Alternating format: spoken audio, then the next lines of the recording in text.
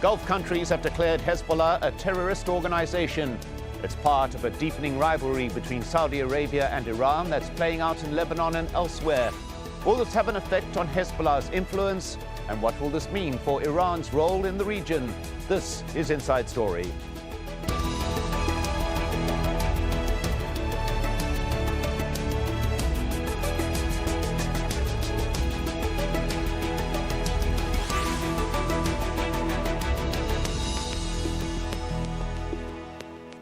Hello and welcome to the program. I'm Mike Hanna. Lebanon has long been an arena for competing regional powers, and as the war in Syria drags on, regional rivals Saudi Arabia and Iran have sought to maintain their influence over the border in Lebanon. Iran is, of course, the patron of the powerful Shia armed group Hezbollah, a major player in Lebanese politics. And now Saudi Arabia, along with its allies in the Gulf Cooperation Council, have declared Hezbollah a terrorist organization, a move Iran says will undermine regional peace efforts. Lots for us to discuss today, but first Aljazeera's Mohammed Jamjoom helps set up our conversation. The Gulf Cooperation Council's formal designation of Hezbollah as a terrorist organization is significant. Many say it will have a wide-ranging impact across the region. This is actually a big deal because Saudi Arabia is putting some order within the alliance. As we know in previous times, the Kingdom of Saudi Arabia, along with Bahrain and the Emirates, had already designated Hezbollah as a terrorist organization. Now what we have is the addition of Kuwait, Qatar, and especially the Sultanate of Oman. An escalation that indicates how Lebanon, where Hezbollah is based, finds itself once again on the front lines of a regional power struggle. Coming as it does less than 2 weeks after Saudi Arabia announced it was cutting $4 billion in aid to Lebanon's army. And a week after Saudi Arabia, Qatar, the United Arab Emirates, Kuwait, and Bahrain warned their citizens against traveling to Lebanon and urged any of their citizens in Lebanon to leave. The decision, which Iran called a mistake, underscores the regional division between Saudi Arabia and Iran, Hezbollah's backer. Much of the growing tension can be traced back to January, when the Saudi Arabian embassy in Iran was stormed by protesters. They were protesting against Saudi Arabia's execution of the prominent Shia cleric Nimr al-Nimr. In a televised address on Tuesday, Hezbollah's leader Hassan Nasrallah accused the Saudi government of punishing Lebanon. Does Saudi Arabia have the right to sanction Lebanon, the Lebanese army, the Lebanese state, the Lebanese people, and the Lebanese residing in Saudi Arabia and the Gulf, just because one particular party took a certain position and raised its voice? The GCC, however, insists the bloc decided to formally designate Hezbollah a terrorist organization because of what it calls hostile acts by the armed group within its member states, as well as other countries in the region. Analysts say the GCC is determined to stop Hezbollah. I think that the Gulf countries are pretty much determined not to allow Hezbollah, a militia, to determine the fate not just of what goes on in Lebanon, but also because of the militia's involvement in Syria, in Iraq, as well as in Yemen. Just days ago came more serious accusations from Saudi Arabia and Yemen that Hezbollah was aiding Houthi rebels to plot and carry out attacks in both countries. For the moment, though, it's Lebanon, a tiny country whose sectarian divisions run deep, that could be most affected. Mohammed Jamjoom for Inside Story.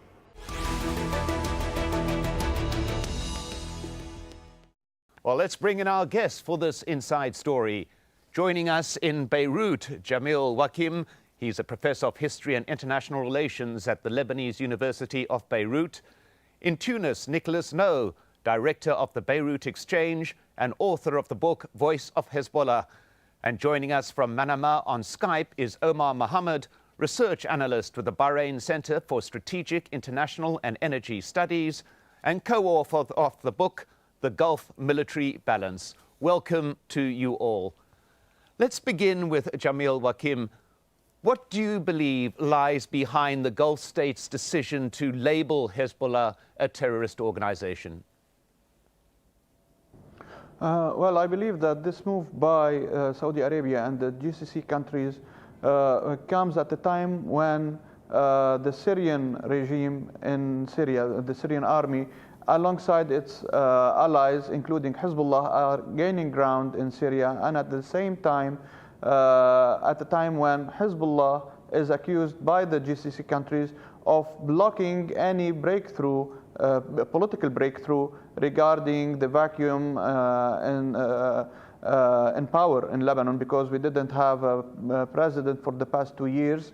And the GCC countries, Saudi Arabia, including Saudi Arabia, are blaming Hezbollah for blocking this process, in addition of accusations to Hezbollah of supporting the Houthis in Yemen against the Saudis, and of supporting other groups, resistance groups, for example, in Palestine against the will of the GCC countries.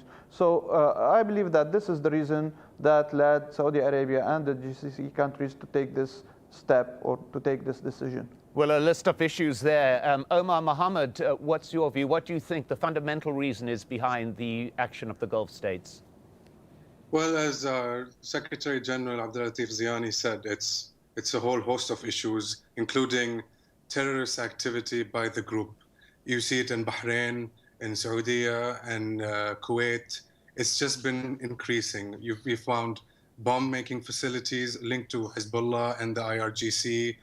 Several elements of the opposition have been known to go and visit Nasrallah, showing direct and blatant interference in the affairs of GCC states. There's ample evidence of Hezbollah collusion with the Houthis. In fact, there's a new video which shows a Hezbollah member in Yemen discussing a soon-to-come operation in Riyadh. So you have all these blatant acts of terrorism going on. And then, as our guest just pointed out, they have interrupted the political process in Lebanon consistently. And for the Gulf states, they're not getting anything back in return for all their investments and generosity towards the country. You just keep hearing Nasrallah threatening the Gulf all the time, their chance of death chance to different members of the royal family in his speeches. We should understand and take into consideration, this is a party, Hezbollah, which calls itself the party of God, and it claims to be leading the resistance, yet it is taking part in killing innocent civilians in Syria, in Yemen, in the Gulf. It's not fighting Israel in any of these countries, in Iraq. So this is a serious issue for the Gulf states. Well, Nicholas, no, Hassan Nasrallah has asked the question of, if there are differences with Hezbollah, why is Lebanon as a whole being punished with the withdrawal of the aid money? What's your view of that comment? Yeah, well, you're referring to the aid money, the $3 to $4 billion that was promised by the Saudi royal family to support the Lebanese armed forces.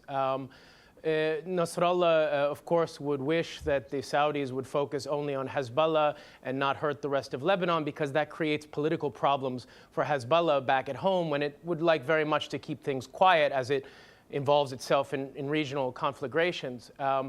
It's an attempt to try and show that the Saudi royal family and the GCC at large is making this a personal issue somehow, as well as a political and policy issue about Hezbollah.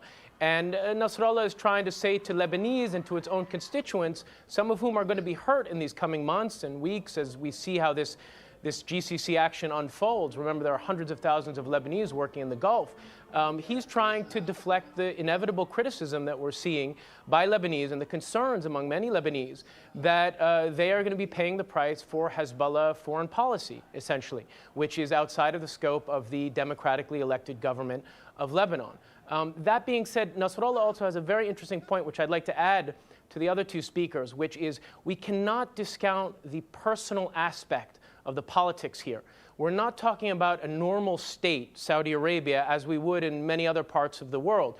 We're talking about a royal family with thousands of princes. There are intense personal dynamics and personal grievances, some of which have been going on for about 10 years or so, between Hezbollah leaders, and some in the Gulf, and especially in Saudi Arabia. Right now, there is a growing analysis that the Saudi royal family, with the new king of the last year, new leadership and the Deputy Crown Prince is undergoing tremendous changes and possibly also some internal conflicts within the kingdom. This is really important to understand because it's outside of the normal, what we would consider rational state-to-state or a state actor versus a non-state actor kind of relations. We cannot discount the personal aspect. And Nasrallah is trying to say that essentially the Saudis have gotten personal and they're trying to make all the Lebanese pay for a personal spat with Hezbollah that has very little to do with state-to-state or state-to-non-state interests. Well, I don't know if he's necessarily going to win that Nicholas, but let me go to... He might not win it in Lebanon either. Let me go to Jamil Wakim on that point that you are making there, the personal nature of this interaction between Saudi Arabia and Hezbollah in particular. Your view of that? Well, I believe that there is an issue at stake between Hezbollah on one hand and the Crown Prince, the Vice Crown Prince in the Kingdom of Saudi Arabia.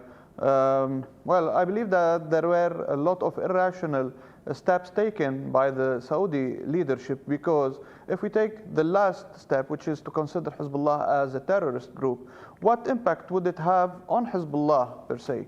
I don't believe that it would have any impact, because Hezbollah was on the terrorist list of the West for too long, and it was able to adjust and deal with this issue, and it became, in spite of this, an integral part of Lebanese politics and of Lebanese government. And the ally of Saudi Arabia in Lebanon, Mr. Saad Hariri, is still insisting on having dialogue with Hezbollah. So how would this proceed to a dialogue with a group that is considered by Saudi Arabia as a terrorist group? So I don't believe that it would have any impact on the finances or on the political position of Hezbollah inside Lebanon, nor on the political role of Hezbollah in other areas, whether in Syria or in Yemen. So I believe that this step doesn't have any practical impact or tangible results on Hezbollah. So it would only express anger on behalf of the Saudi leadership and its most prominent decision maker now, which is the Vice Crown Prince of Saudi Arabia. Well, there's a couple of points there that I will come back to, but Omar Mohammed, I want to put to you the issue of whether Saudi Arabia is not concerned that it will lose influence within Lebanon by effectively withdrawing from a relationship with affairs in that country. Your view? Look, we need to understand this is not something that's permanent. The Lebanese people and the GCC people have a long, fruitful and brotherly relationship. What we need to understand is that year by year, we've been seeing Lebanon, and because of Hezbollah, move closer and closer to Iran. This has been going on even though the Gulf countries and Saudi have been really trying to invest in the country, trying to improve the political situation, reach some sort of compromise. We've been hearing a lot of talk since the announcement was made that this is quite an irrational and impulsive move. In fact, if you look at the history, the Gulf states have been very patient. They've had their allies sit on the table, continuously try to talk, try to put some sense into Hezbollah to stop its belligerent actions. And then we have to look at the state of Lebanon itself. Hezbollah, apparently the figure is out of every 4 Lebanese, 1 is a Syrian citizen, a Syrian refugee. The state infrastructure is completely depleted. You have rivers of garbage flowing through the streets. So they're just seeing a dire situation becoming worse and worse year by year. So it's time, and if you look at the region as a whole, there are just far too many simultaneous priorities that need to be dealt with from a Gulf perspective. There are failing states everywhere, if not failed states. Lebanon is on the verge of that itself. So the Gulf states have, in effect, tried to cut its losses here. No one has put a strong voice against Hezbollah. No one has stood up to them the way they should. As our friend from Lebanon just said, Hezbollah will never change its behavior, because in order for that to happen, it either means Iran has accepted it or that Hezbollah is breaking away from Iran. Well, Neither let me of the just two go to Nicholas No, if I may, Omar. Apologies for interrupting. Nicholas, I want to refer to something that Professor Wakim mentioned, that there may not be a political impact on Hezbollah within Lebanon, and yet within days of the military aid being suspended, the Lebanese Justice Minister, Ashraf Rifi, resigned, once again causing a little bit of eruption within political circles.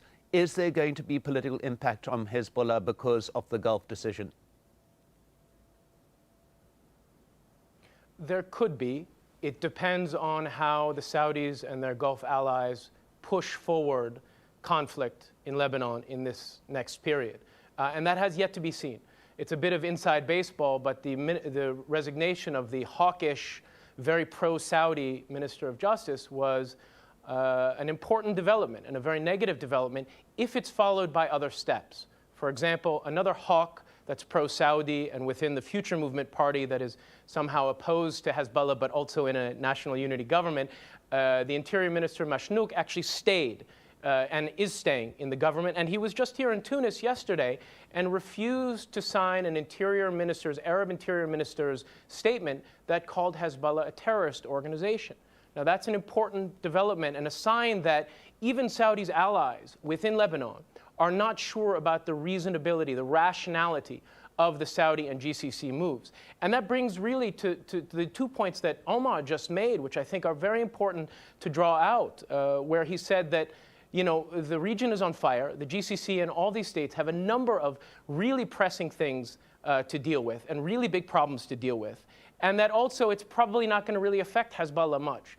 If we accept Omar's arguments on those 2 points, then what is the rationality? Why does it make sense to use the GCC levers of power, like withdrawing aid and terrorism lists, etc.? Why does it make sense right now to push Lebanon into greater instability? It's not going to really affect Hezbollah, certainly in the short and probably medium term.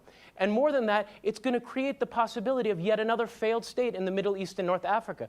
Well, Jamil Wakim, the whole issue of Lebanese politics, a delicate balance that one finds within that country that could be easily tilted, as Nicholas is saying, by this type of action. Hezbollah, the Future Movement, both part of the unity government. They do have to communicate if there is going to be ongoing calm and peace, do they not? Well, I fully agree with this approach because Lebanon has always been a reflection of regional and international balance of power.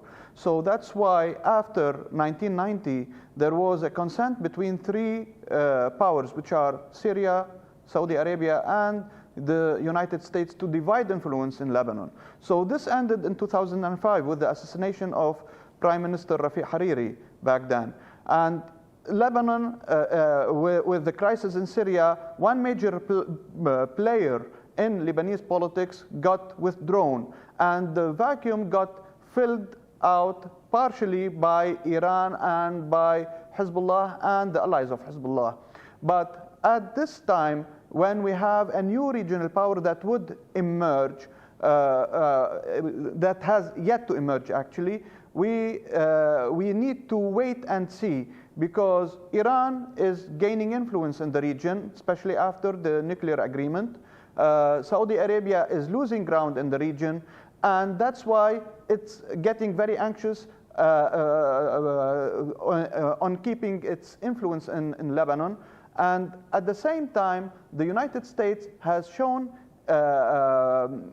its interest in keeping stability, economic stability, and support to the armed to the Lebanese army. And that's why there was a declaration by an American diplomat in Lebanon that telling 14th of March coalition that the United States is against any economic instability or against jeopardizing the stance of the army, which was let me go, if I may, Jamil. Apologies for interruption there, but I'd like to go to Omar Mohammed on some of those points you've made.